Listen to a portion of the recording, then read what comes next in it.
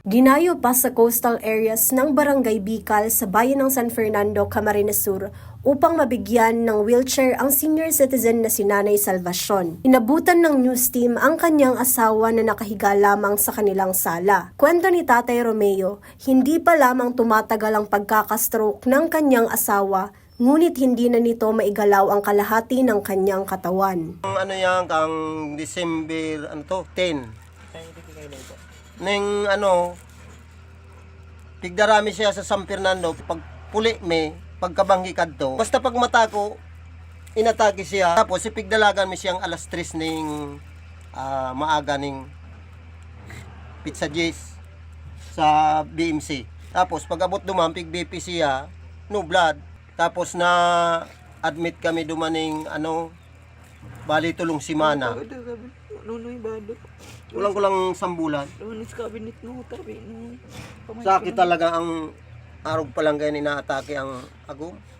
Garo alos din ako makatrabaho. Nabigyan rin ng assistive device ang nanay ni Maylin na residente ng Tigaon, Camarines Sur. Nang madapa umano ang kanyang nanay ay hindi na ito tuluyang nakapaglakad ng maayos at kailangan na ng tulong sa paglalakad. Aksidente po kaya dyan sa may banyo.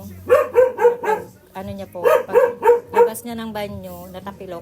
Tapos nakabagsak po yung dito niya. Kaya't labis na pagpapasalamat ang ipinapaabot ng mga benepisyaryo ng wheelchair distribution sa provincial government ng Camarines Sur dahil sa walang tigil na serbisyong medikal na nakakatulong sa iba't ibang lugar sa probinsya. Kay Governor po, maraming salamat po sa pagtupad niyo agad sa wheelchair na na-request ko po.